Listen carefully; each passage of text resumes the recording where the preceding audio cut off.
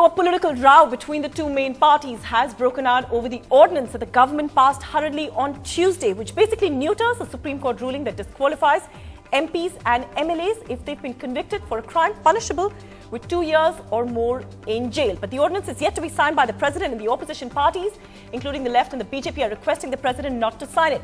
But the real voices are of the people, and an online petition started by a global campaign group, Awaaz.org, says 98% of Indians want criminals to be out of the parliament. So that's in fact what we discussed today on the social network, Clean Leaders versus Clean Democracy. And of course, you can tweet us live. Our Twitter handle is @TSN on NDTV.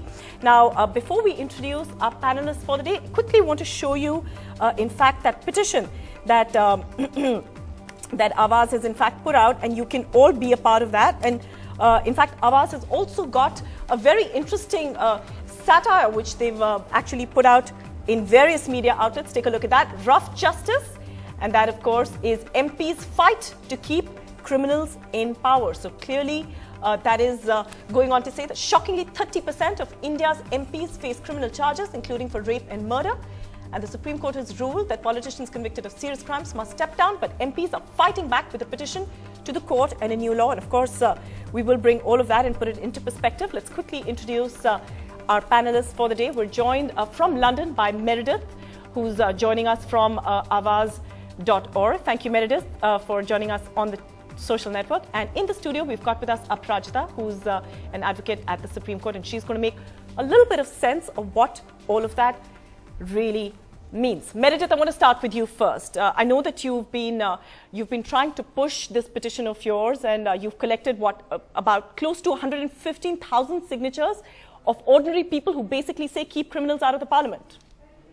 That's absolutely correct. Voters want clean candidates. And Awaaz recently conducted an opinion poll that shows that 98% of Indian voters Supreme Court and want to see criminals out of politics. And as you mentioned, we've done a recent petition that has over 114,000 people calling on the government to back the Supreme Court ruling. All right, if I could just take our viewers through actually a look at what Awaaz has actually sent a link out. It's a very, it's a page that pulls no punches. It says Sonia's terrible choice. Sonia Gandhi just backed mobsters over the massive 98% majority that won convicted criminals out of power. Let's flood her office with messages demanding she redeem the disaster for democracy and insist that all political cases must be dealt with fast. And towards the right side, it's an email that has already been written out. All you have to do is sign it, and you can add your voice to those 98% of people who are in fact demanding that. That, of course, is as per the Awaaz.org survey. But I just want to bring in Aprajita. Aprajita, can you make sense of all of this? Do you think we're losing something in the legalese a little bit over here? For that, let's just try and understand what the Supreme Court judgment is about. The Supreme Court basically says that the Parliament doesn't have the power under the Constitution to differentiate between sitting MPs and members who are outside. So you just don't have the power to differentiate under the Constitution. So you can't do it by law. The Constitution forbids you to do it. So what is the option before the Parliament? How do you get over the Supreme Court judgment? So what you do is you change the basis of the judgment. Yeah. Now, how do you do that? You amend the Constitution. Now, to amend the Constitution, that's not your everyday cup of tea. There's a procedure, 2/3 present and voting. So you've not done that. Basically, what you've done is you've taken out an ordinance and you've still differentiated between members, sitting members and members who are outside. So this is again not as per the Constitution, and I'm sure it's going to be challenged again. It's going to be challenged again, and perhaps, Aprajita, chances that's probably going to be challenged now after the elections. But I just want to bring in Meredith. Meredith, what do you make of some of the voices that are coming from the political spectrum? What do you make of some of the voices? I mean, BJP and left are requesting the president, in fact, not to sign that particular ordinance. I think absolutely the president shouldn't sign the ordinance. It's an abuse of power. This ordinance was passed for a crisis that faces only a few corrupt MPs. It was not used to deal with a crisis or immediate emergency that's facing India as a whole. But just to turn to the question of what other parties are doing, it can be very easy for a political party to come forward and make strong statements when they're not in power. Now, obviously, Congress and the government that they sit with have made this choice. They've put forward this ordinance and they have made the wrong choice for democracy yesterday. But the other parties, what are they doing practically? How are they demonstrating their commitment to clean politics?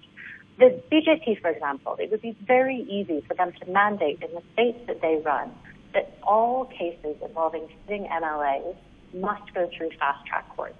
That would be a quick and easy way to move towards cleaner politics.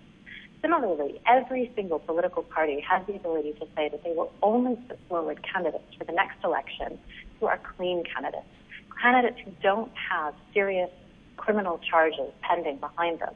And this is already something that the Verma Committee put forward as a strong and serious suggestion for how to clean up Indian politics.